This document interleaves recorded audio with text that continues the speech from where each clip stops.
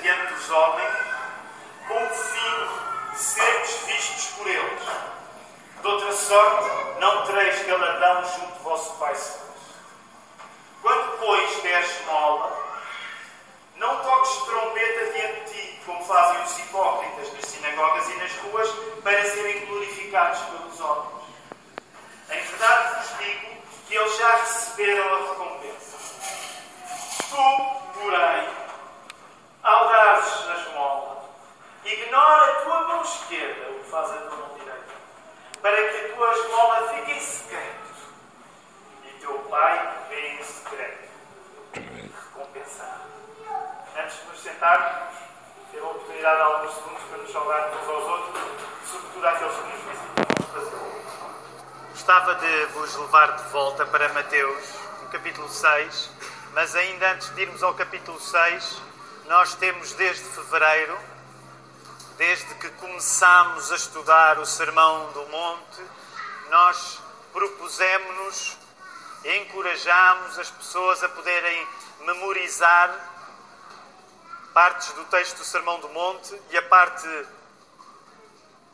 que memorizámos juntos foi o início do Sermão do Monte, a parte das bem-aventuranças, e então tem-se tornado uma espécie de ritual para nós neste estudo do Sermão do Monte. Eu vou convidar todos aqueles que memorizaram as bem-aventuranças, são os primeiros 12 versos do capítulo 5, a poderem dizê-las nesta hora. Se não memorizou, pode juntar-se, está aí no capítulo 5, versos 1 a 12, e quero convidá-lo a ponderar nessa hipótese de, precisamente, pensar nas vantagens de nós colocarmos a palavra de Deus no nosso coração. É isso que decorar quer dizer.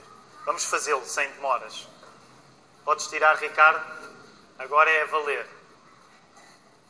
Vendo Jesus as multidões, subiu ao monte, e como se assentasse, aproximaram-se os seus discípulos. E ele passou a ensiná-los, dizendo: Bem-aventurados os humildes de espírito, porque deles é o reino dos céus. Bem-aventurados os que choram, porque serão consolados. Bem-aventurados os mansos, porque herdarão a terra. Bem-aventurados os que têm fome e sede de justiça, porque serão fartos. Bem-aventurados os misericordiosos, porque alcançarão misericórdia. Bem-aventurados os limpos de coração, porque verão a Deus. Bem-aventurados os pacificadores, porque serão chamados filhos de Deus. Bem-aventurados os perseguidos por causa da justiça, porque deles é o reino dos céus. Bem-aventurados sois quando por minha causa vos injuriarem e vos perseguirem, e mentindo disserem todo o mal contra vós. Regozijai e exultai, porque é grande o vosso galardão nos céus, pois assim perseguiram aos profetas que viveram antes de vós. Amém. Vamos agora para os versos 1 a 4 do capítulo 6. O sermão de hoje chama-se Querer ser visto é uma maldição.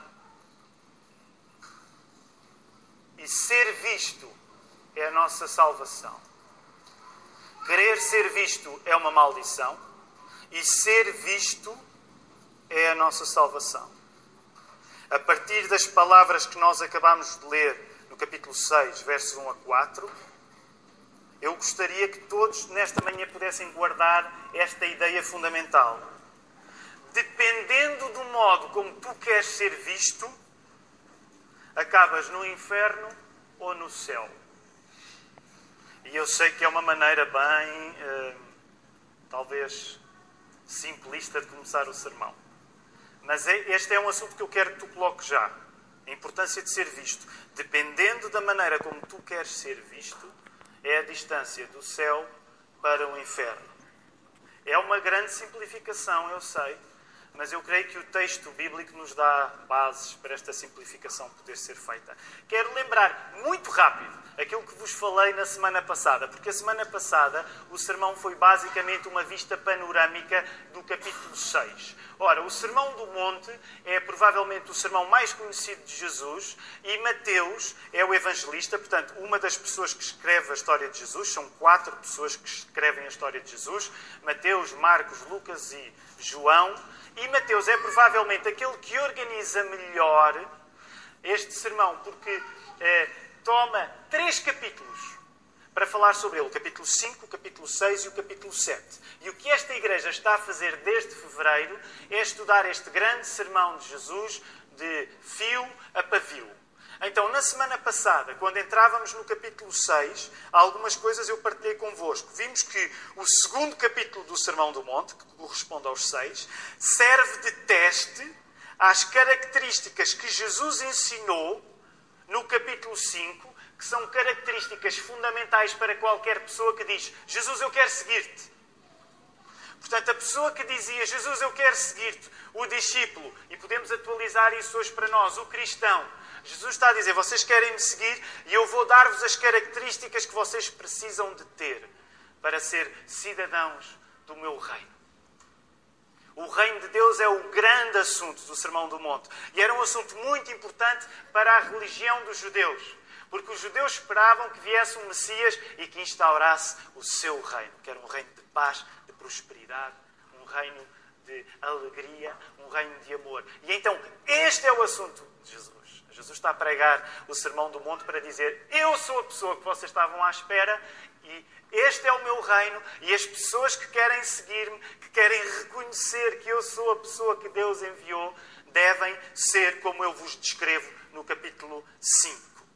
O discípulo de Jesus, cidadão do seu reino, é avaliado no capítulo 6, que nós estamos agora a começar, em 3 áreas diferentes. Podemos chamar 3 disciplinas diferentes, a partir de uma questão em particular.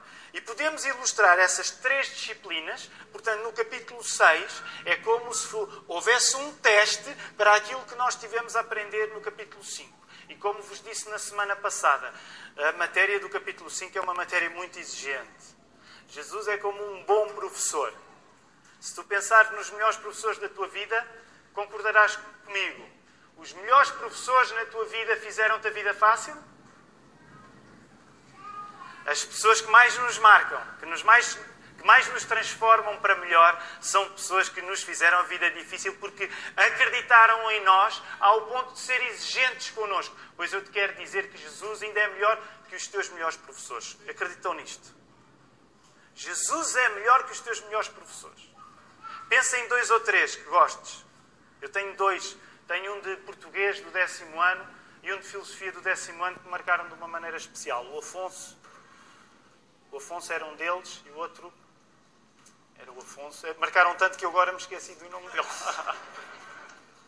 Era o Afonso Fidalgo e... bem... acontece às vezes. Era o de filosofia. Hoje estava a esquecer o de filosofia, que era incrível. Filosofia no 10º ano pode ser alucinante. E com ele era. Eu acho que era Adolfo, mas não tenho a certeza. Depois há a memória do meu professor de filosofia. Uma ilustração que correu mal. Eu a falar em professores que nós valorizamos e eu esqueci-me do primeiro nome dele. Mas então, para vos dizer que se houve pessoas que te marcaram porque acreditaram em ti, exigiram de ti, deixa-me dizer, Jesus ainda vai exigir mais de ti e isso é uma boa notícia para a tua vida, não é uma má notícia. Aquilo que Jesus ensinou no capítulo 5 é difícil e ele agora vai fazer um teste. E vai fazer um teste em 3 áreas, 3 disciplinas. Primeira, o discípulo de Jesus é avaliado, nesta parte do Sermão do Monte, o capítulo 6, no palco. E nós hoje chegamos ao palco. Está em foco o relacionamento que nós temos com os outros, a partir da questão das esmolas. O discípulo de Jesus vai ser avaliado numa segunda área, numa segunda disciplina, que é o coração. E aí está em foco o teu relacionamento com Deus. A partir do assunto da oração. E a terceira disciplina, a terceira área onde o discípulo de Jesus vai ser avaliado é nos bastidores. No lugar onde tu estás sozinho contigo mesmo e com Deus também. mas estás sozinho contigo mesmo. Na relação contigo própria. A pretexto do assunto do jejum. Podem olhar para o vosso capítulo 6, só para entenderem a lógica disto, ok? Matéria dada no capítulo 5. Vocês olham para o capítulo 6 e veem aqui um teste. Primeira disciplina, a minha relação com os outros. Estou no palco, o assunto é quando eu dou esmola. Faço bem e os outros veem. Segunda disciplina, é no coração. Estou sozinho, ninguém me vê. Eu e Deus. A minha relação com Deus a partir da oração que eu faço a Ele. Terceira disciplina, estou sozinho comigo mesmo nos bastidores a partir da questão do jejum. Ok? A questão em particular que avaliará todas estas três áreas, há um assunto que vai atravessar a área do teu relacionamento com os outros, a área do teu relacionamento com Deus e a área do teu relacionamento contigo mesmo. Sabes qual é a questão que vai atravessar isto? É a questão do contentamento. Que tu vais encontrar no capítulo 6, do verso 24 até ao verso 34. Portanto, apenas para terminar aquilo que resumi a semana passada, é conforme o contentamento que nós temos em Deus, contentamento esse que tem o dom de curar a nossa ansiedade. E há muitos de nós que nesta manhã estamos ansiosos. Há muitos de nós que nesta manhã estamos ansiosos e que temos ânsias, temos preocupações. E eu quero dizer, eu não vou pregar especificamente sobre a ansiedade, mas eu quero dizer, Jesus é a cura para a ansiedade. Isso não significa que as pessoas que têm Jesus não passam por momentos de ansiedade. Mas a companhia de Jesus nos momentos da tua ansiedade é tudo aquilo que tu precisas. E por isso mesmo é que o teste que atravessa os três testes, o teste que atravessa as três áreas diferentes do teu relacionamento com os outros, o teu relacionamento com Deus, o teu relacionamento contigo, é a área do contentamento. É a área do contentamento. É conforme o contentamento que temos em Deus, que cura a nossa ansiedade, que sabemos a qualidade de discípulo de Jesus que nós somos. Então entendemos, como já vos disse, que hoje nós estamos onde? Se vos falei em palco, se vos falei no coração e se vos falei nos bastidores, nós hoje, como eu já vos disse, estamos onde? Em que parte é que estamos? Estamos na questão das esmolas, estamos onde? Estamos no palco. Hoje estamos no palco. E primeiro quero dar-vos rapidamente algum contexto acerca disto. Uma coisa que nós precisamos de saber, como é que aquelas pessoas que estão há 2000 anos a ouvir Jesus, sabemos que Jesus está sobretudo a falar para os seus discípulos, mas não significa que apenas os seus discípulos estão a ouvi-lo. Como é que aquelas pessoas ouviam Jesus naquele tempo e naquela hora, naquele lugar? Um judeu sabia que estas três coisas, dar esmola, orar e jejuar, eram componentes básicas de sermos boas pessoas. Portanto, se um judeu queria avaliar a fé de alguém, ele olhava para a maneira como essa pessoa dava esmolas, ele olhava para a maneira como essa pessoa orava e ele olhava para a maneira como essa pessoa jejuava. E Jesus, à semelhança daquilo que já passou a vida a dizer no capítulo 5, não vai deitar fora a tradição judaica. Jesus não vai deitar fora o Velho Testamento. Jesus vai cumprir o Velho Testamento. É isso que ele diz em Mateus 5,17. Mas Jesus vai pegar nesta questão de uma maneira diferente. A questão para os discípulos de Jesus não é se eles devem ou não dar esmolas. Não é se eles devem ou não orar. Não é se eles devem ou não jejuar. Mas é como e porquê é que eles devem fazer isto. Como e porquê é que eles devem fazer isto. E Jesus está a ir mais fundo do que as interpretações populares da sua época. Está a ir onde os rabis, os mestres, os pastores daquela altura não iam. No entanto, o verso 1, voltem a colocar, por favor, os vossos olhos em Mateus 6, no verso 1, o verso 1 declara logo uma diferença estrutural entre o que Jesus estava a ensinar e entre aquilo que a maior parte das pessoas ensinava na altura. E que diferença é essa? Se tu queres estar corretamente envolvido e preocupado com a questão da justiça, se tu queres estar corretamente envolvido e preocupado com a questão da justiça, e justiça essa que é concretizada em práticas como dar esmolas, orar e jejuar, portanto, lembrem-se disso. Para um judeu, Tu podias saber que uma pessoa se preocupava a sério com a justiça porque ela dava esmolas, porque ela orava e porque ela jejuava. Então, para Jesus, uma diferença que ele está já a trazer é que se tu queres ser uma pessoa preocupada com o facto de ser justo, tu não deves servir ninguém. Tu não deves dar esmola a ninguém para encher os olhos das pessoas que te vêm a fazer isso. Ele diz, guardai-vos, livrem-se disso. Livrem-se de dar esmola com o objetivo de que as pessoas à vossa volta vos vejam. Livrem-se disso. Digamos muito simplificadamente assim. Se tu procuras ser justo para provares a tua justiça aos outros, já te perdeste no essencial e já és injusto.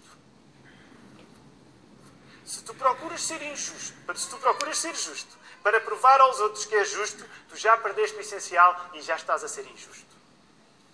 Agora pensa em ti mesmo e naquilo que te move quando te envolves em discussões acerca da justiça. Pensa em ti mesmo e naquilo que move o teu coração, que move a tua vontade, quando discutes com alguém o assunto da justiça. Deixa-me perguntar-te, tu estás realmente preocupado com a injustiça à tua volta? Ou tu estás preocupado em demonstrares aos outros que estás preocupado com a injustiça à tua volta? A diferença entre a primeira e a segunda é o céu, é o inferno e o céu. Tu, quando falas em questões de justiça, tu estás realmente preocupado com elas ou tu estás preocupado em que as pessoas que te estão a ver achem que tu estás preocupado?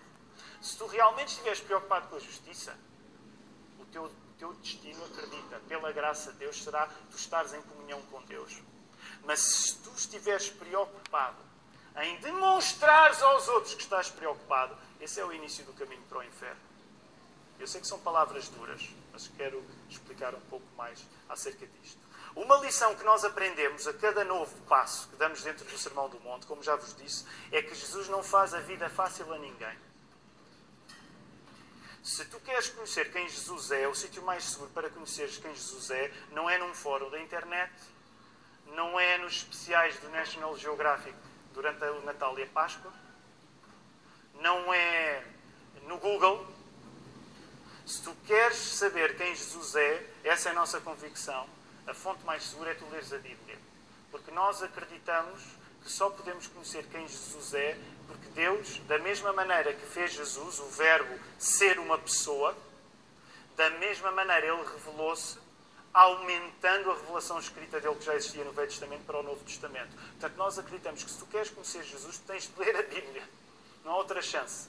Senão vais estar a levar uma versão contrabandeada ou de segunda ou terceira mão. Não queiras uma versão de segunda ou terceira mão. Portanto, aqui que estamos a chamar é ler a Bíblia. E eu como pregador, eu não vos posso pregar uma coisa que a Bíblia não diz. Portanto, se Jesus diz coisas que são difíceis, eu não posso vir aligeirá-las. Eu estaria a trair-vos se o fizesse. E o que não falta pelo mundo fora, atenção, eu não estou agora a dizer que eu sou o bom e os outros são os maus. Mas o que não falta pelo mundo fora são pregadores que vão pregar aquilo que vocês querem ouvir. Mas se tu quiseres ouvir pregadores que te preguem aquilo que queres ouvir, tu não vais ouvir Jesus, acredita. Tu vais ouvir aquilo que já decidiste que querias ouvir. Por isso, quando nós lemos o Sermão do Monte, e semana passada fiz a brincadeira do eletrocardiograma, à medida que nós vamos lendo as características que Jesus diz que nós devemos ter, o que nos dá é uma espécie de ataque do coração, porque ninguém consegue, na sua própria força, ter as características que Jesus nos pede no capítulo 5. Por isso, Jesus não te vai fazer a vida fácil, mas isso é o melhor que te pode acontecer. Sabem, mais perigoso do que nós sermos vistos como gente má aos olhos dos outros, mais perigoso do que tu seres visto como uma pessoa má aos olhos dos outros, é tu viveres querendo ser visto como uma pessoa boa aos olhos dos outros. Eu já vou explicar, mas eu vou repetir. Desculpem a expressão, vou rodar a faca, ok? Vou voltar a esta expressão. Pior do que tu teres má reputação é viveres para teres boa reputação. É o que Jesus está a dizer. Mas eu julguei que o cristianismo era uma espécie de procura por boa reputação. Errado. A reputação de Jesus, quando viveu, era boa por aqueles que o seguiam, mas era péssima para todos os outros. E por isso é que o nosso Salvador não morreu numa aclamação popular, mas morreu na cruz, porque ele não era popular para as pessoas que tinham poder. Portanto, eu sei que estou a simplificar muito, mas no cristianismo isto é uma coisa que tu tens de entender. Pior do que tu teres boa reputação, pior do que teres má reputação é viveres querendo ter boa reputação. Agora, quero só fazer uma parte, porque a Bíblia também nos vai dizer que é importante nós, como cristãos, termos um bom testemunho público. Mas o assunto que Jesus está a falar agora não é esse assunto de testemunho público. É um assunto do nosso coração e daquilo que nós fazemos para agradar aos outros. Portanto, volto a afirmar, mais perigoso do que seres visto como uma pessoa má aos olhos dos outros é viveres querendo ser visto como gente boa. E também deixa-me dizer e insistir nisto. Também é este facto que faz do diabo, e nós acreditamos no diabo, um tentador inteligente, que ataca subtilmente naquilo que nos parece certo. O diabo não é um incompetente que te vai aliciar para coisas que já toda a gente já entendeu que são más. Ele até é capaz de o fazer.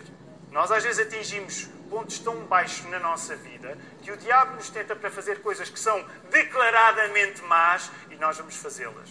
Mas na maior parte das vezes, o perigo do diabo é que ele vai te aliciar para coisas que te parecem ser boas.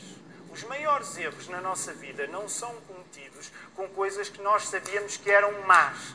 Os maiores erros na nossa vida são cometidos quando nós queríamos fazer coisas boas. Concordam comigo?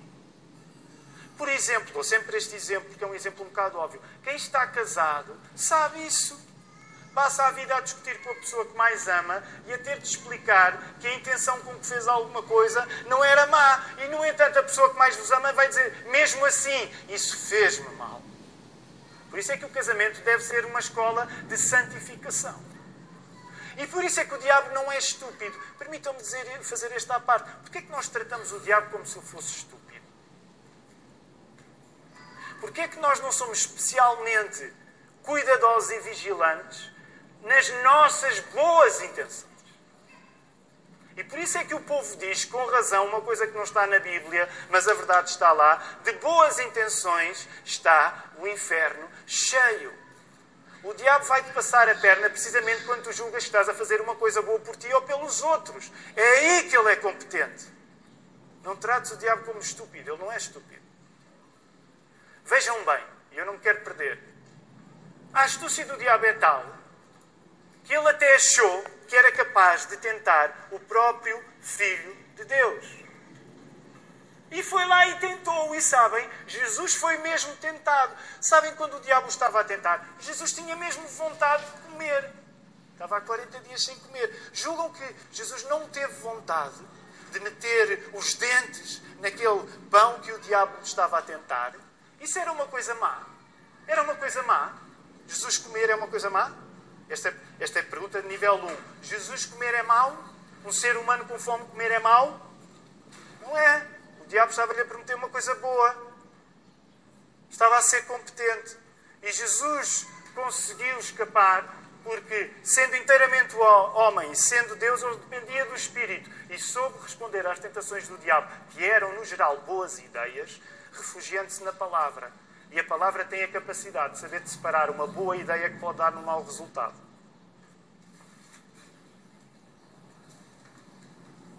Os cristãos são pessoas que reconhecem o perigo do mal, sobretudo porque o mal é eficaz ao ponto de poder disfarçar-se nas melhores coisas que nós fazemos. É por isso que nós somos pessoas carentes a um nível tão fundamental que nós precisamos mesmo de um Salvador. Sabem, às vezes os cristãos crescem, Jesus é o meu Salvador, mas não vivem diariamente como pessoas que precisam de um Salvador. E tu precisas do teu Salvador todos os dias. Não foi só no dia em que decidiste e declaraste, eu aceito Jesus no meu coração. Tu precisas de Jesus todos os dias, porque todos os dias tu continuas a ser uma pessoa carente da salvação. O que é que isso quer dizer? Não quer dizer que a salvação se perde, mas quer dizer que o mal que existe dentro de ti, que tu que não és melhor do que os outros, eu não sou melhor do que ninguém, é um mal persistente ao ponto de, apesar do Espírito Santo estar em ti, tu vais continuar a ser tentado. E como vais continuar a ser tentado, deixa-me dizer, tu precisas de Jesus todos os dias. Agora deixa-me perguntar, tu pedes a ajuda de Jesus todos os dias? Ou só para aqueles dias, hoje vou ter uma reunião complicada, eu hoje estou um bocado cansado. Se tu só pedes a ajuda de Deus para os momentos difíceis, tu achas que o diabo é incompetente. E deixa-me dizer, quem está a ser incompetente és tu. Não levem a mal. Estou a ficar um bocado excitado com este sermão. Mas percebes? Se tu julgas que só precisas de Deus para os momentos difíceis, já caíste na melhor esparrela do diabo. Que é só procurar Deus quando no teu discernimento tu achas que precisas. Significa que tu já estás a confiar em alguém, que não é Deus nos momentos bons. É por isso que tu precisas pedir a ajuda de Jesus todos os dias. E é por isso que nós dizemos... Sabem, esta é uma frase que eu gosto de dizer, e não a digo por efeito, mas eu gosto de a repetir várias vezes, e alguns de vocês têm-me ouvido a dizer isso. Eu sou um pecador, eu preciso mesmo de um Salvador. Isto não é uma figura de estilo retórica. Eu preciso mesmo de um Salvador. Se vocês forem falar com a Ruth e com os meus filhos, e coitados, não é? Coitados deles que vivem comigo todos os dias, vocês lhes perguntam, podem-lhes perguntar, dou-vos autorização, quer dizer, se calhar não devia dar, mas perguntem à Ruth, à Maria, à Marta, ao Joaquim e ao Caleb, o teu pai precisa de um Salvador? Caleb, o papai precisa de um Salvador? E ele está a dizer com um sorriso nos lábios, coitadinho.